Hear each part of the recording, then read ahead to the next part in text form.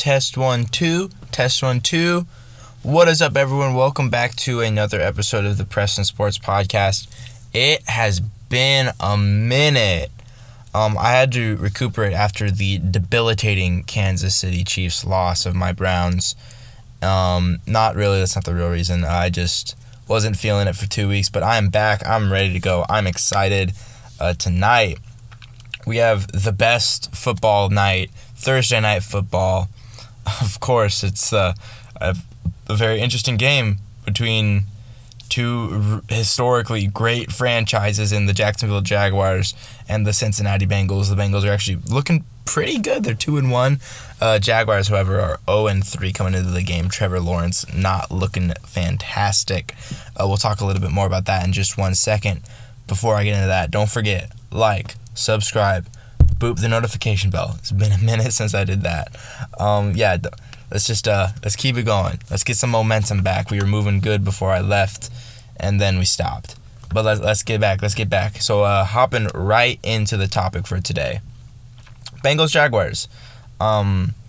This is really a game the Bengals should win.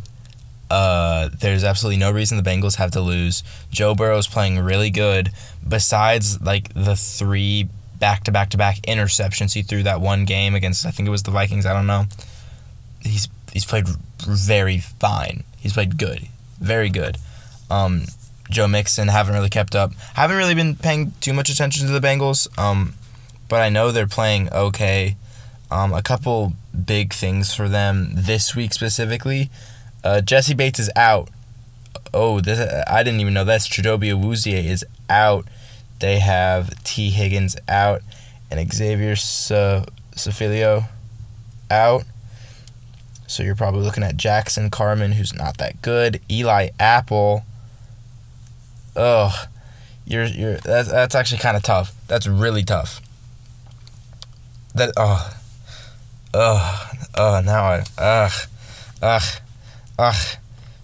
actually really tough. Anyways, sorry. I think this will actually be a pretty interesting game. Specifically because I don't know which team is worse.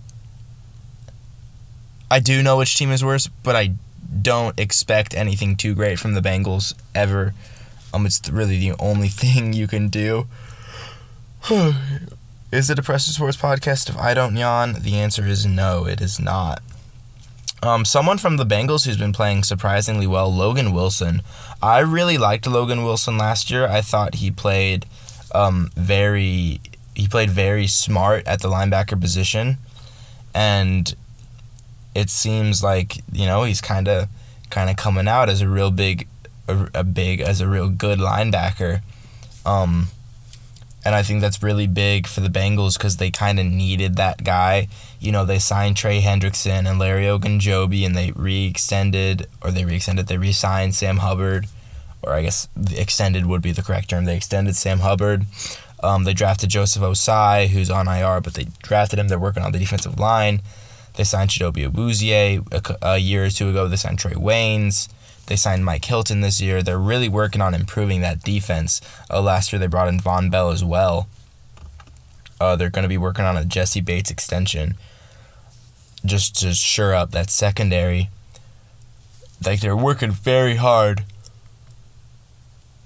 to improve that defense.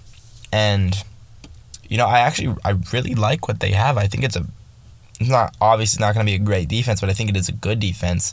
And against someone who's been throwing interceptions left and right, like Trevor Lawrence, I think this defense does have an opportunity to get home, get a couple sacks, get an interception or two if Trevor Lawrence cannot perform. What the defense's goal? Just play your defense. If Trevor Lawrence is that turnover prone, you'll get your shots, and you have to make the most of those opportunities whenever he throws a bad ball or someone makes a great play on the ball. Someone pops a ball out. They're just going to have to... Oh, goodness gracious. I don't know why I was on here. They're going to have to be very opportunistic with the way they play tonight. And, the defense isn't even the strength of this team. Talking about the strength of this team, it's the offense. Like I said, Joe Burrow's been playing well. Joe Mixon, I think he's a top 5 rusher in the league right now. He's been playing fine. Jamar Chase and Tyler Boyd. Now, one thing that does suck a little bit, T. Higgins is out. T. Higgins was really clicking with Joe last year. I know he's played okay this year. It's unfortunate that they don't have him. But I think with Jamar Chase and Tyler Boyd, and they still have Auden Tate, I think they have more than enough to work with to be fine. It's just slightly unfortunate. Minor inconvenience more than anything else. Tight end, CJ Uzomah, tight end's still not great for them. And then offensive line, we know, is just not great. Now, when you look at the way, I'll talk about the Jags a little bit. So they have Trevor Lawrence, obviously. Hasn't been playing the best this year. But he's a rookie. Give him time. He's also playing with a rookie head coach. So, it's just going to take a second for him to get into the groove, for him to learn the offense. James Robinson is the running back. Carlos Hyde is out for this game, which is actually tough. So it's going to be Dare Agumbole, playing the backup tonight. Travis Etienne, obviously on IR. At wide receiver, I do really like their wide receiver group. DJ Chark, Marvin Jones, Laviska Shenault. I think that's a really good wide receiver core. So at tight end they have Dan Arnold. And I guess real quick, I'll talk about the C.J. Henderson trade. The Jags took C.J. Henderson top 10 in the 2020 draft. After 1 season and 3 games, they said, nah, I've had enough. Let's trade him for a mid to subpar tight end and a 3rd-round pick. And they gave up him and a 5th-round pick for Dan Arnold and a 3rd-round pick. They gave him to Carolina. So now Carolina has J.C. Horn and C.J. Henderson and A.J. Boye and Deontay Johnson, however you say his name, which was pretty good. Good for them. Anyway, so they have Dan Arnold, which is good. They needed an improvement. Excuse me. They needed improvement at tight end, and that is what they get. Dan Arnold, sure, he's not great, but anything is really improvement from what they had. Offensive line isn't great. Cam Robinson, Andrew Norrell, Brandon Linner, A.J. Kahn, Jawan Taylor. It's kind of like just a mid-tier offensive line, maybe closer to the lower side. But there's Andrew Norrell's good. Brandon Linder's pretty good. So offensively, you're going to want to just attack the lack of depth at corner. So try to get DJ Chark or Marvin Jones or Laviska Shenault manned up against Eli Apple and try to expose him. I don't know if Eli Apple's bad still or maybe he got better. I don't know.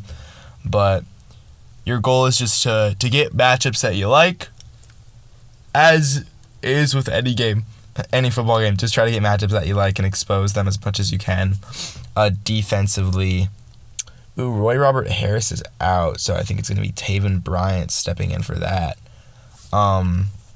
Defensively, trading away C.J. Henderson puts them in a tough position at corner, especially with Nevin Lawson and Trey Herndon out.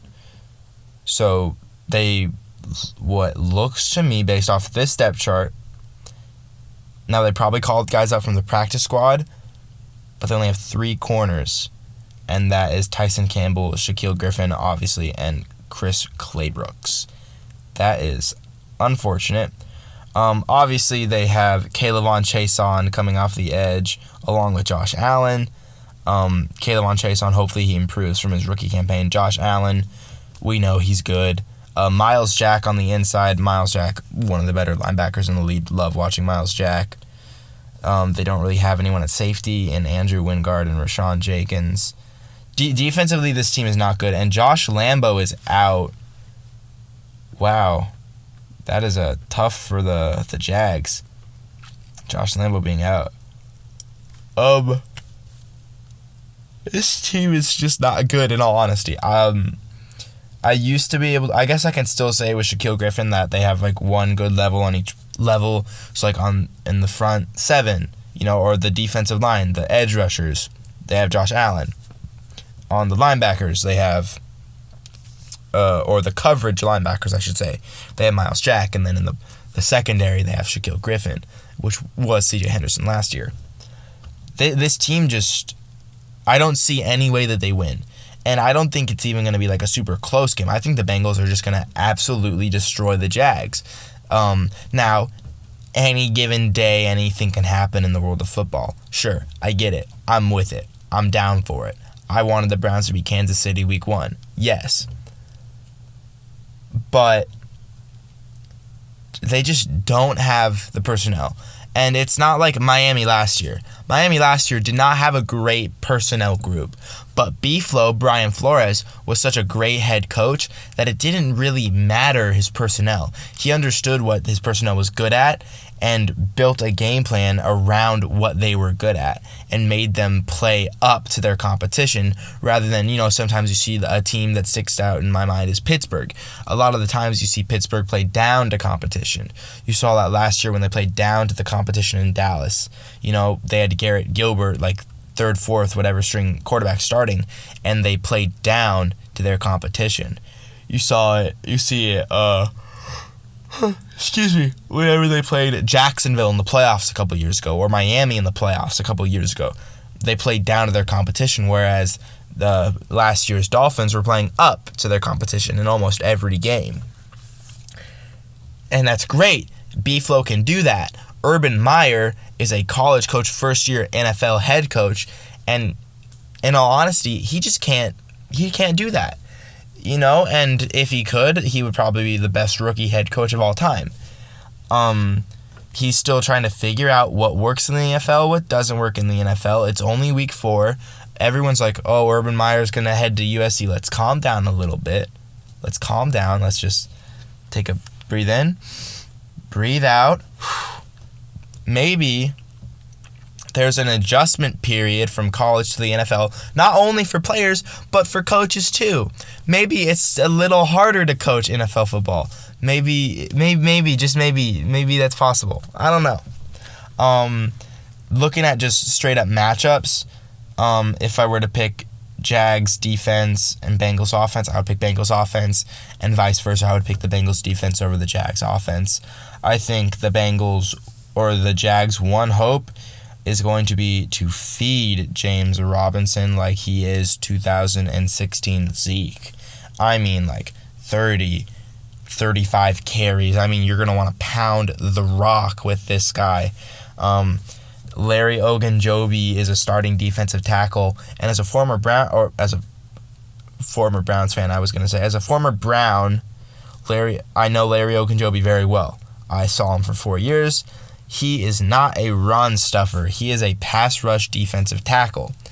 So if you run inside in between the tackles, kind of in between the guards as well, just run in either A gap, then you have a lot better chance of succeeding in the run game. And then kind of use that to build your pass game. Wait for them to start loading the box, maybe send some man blitzes, get your guys in 1v1 matchups, and let them win. Now, what Trevor Lawrence is going to have to do to beat this Bengals defense is he's just going to have to play smart, disciplined football. No risky throws, no 50-50 jump balls. He's going to have to take what the defense gives him. And I have no idea how the Bengals plan to play Trevor Lawrence. I don't know, because I don't know his pressure stats or anything like that. So maybe he's a lot worse when pressured, so maybe they're going to blitz him a lot. But what Trevor Lawrence is going to have to do is stay calm, stand in the pocket, and just deliver accurate footballs all day. If you're the Bengals offense, you're just basically, I hate to say it, but you're in chew clock the entire time because this is just a waste of your time. If you're Joe Burrow, keep the ball out of the defense's hands. Don't give them opportunities. Run the ball. Use Joe Mixon. Use him in the screen game. Use him in the passing game. You still have Jamar Chase. You still have Tyler Boyd, one of the best slot receivers in the league. They don't really have great cover guys. Getting Jamar Chase loose over top is a great idea with their lack of ability at safety. So if you can hit him for a home run ball, just take all momentum away from Jacksonville at the start of the game and have them crawling out of a hole. That's the best thing this Bengals offense could do. Use the short intermediate. Like, really, the Bengals have the entire playbook open. You look at a team like Jacksonville, and they are really going to want to start with running the ball, establishing a run game. And obviously the Bengals will too. But the Bengals don't have to worry about, okay, well, they have a really good safety, so let's stay away from him. They don't have to worry about that. They don't have to worry about, man, they have I guess they do have to worry about a stud coverage linebacker, but they don't have to worry about, all right, they have an incredible run-stuffing defensive line, or they have an incredible pass coverage unit. The Jags are just subpar in every category. So the Bengals have the entire playbook open, whereas the Jaguars, you kind of just want to focus on running the ball and then building off of that. The Bengals, you can start passing the ball if you want to. Obviously, keep a run game going so the threat of the run is there. Play action, throw Jamar Chase 70, 75 yards. But the Bengals have a lot better a chance. Now, the only reason I think the Jags have a chance in this game is just the injuries. Eli Apple is starting. That's not good. Brandon Wilson is starting at safety for Jesse Bates. That's not good. You have a backup offensive line and an already questionable offensive line. So it's just going to come down to, I hate to say coaching. It's not going to come down to coaching. It's going to come down to who plays through their injuries better, I guess I'll say. Who's going to play through the people there, or who's going to play better despite missing significant role players. And in all honesty, I think it will be Cincinnati. I think it's probably going to be 17-31 Cincinnati would be my score prediction. I think Trevor's going to throw another interception or two. I think Joe's going to have a very good game. Burrow, that is not Mixon. I think Mixon will have a great game, but I think Joe Burrow is just going to play really well tonight. That is all I have for today. Thank you guys so much. I'm super hyped to be back. I'll be back again Saturday talking about the rest of the NFL week. And then I will be back again after that on Tuesday in case you forgot. Once again, don't forget to like, subscribe, boop the notification bell, and I will talk to you guys on Saturday. I'll talk to you guys on Saturday. Peace out.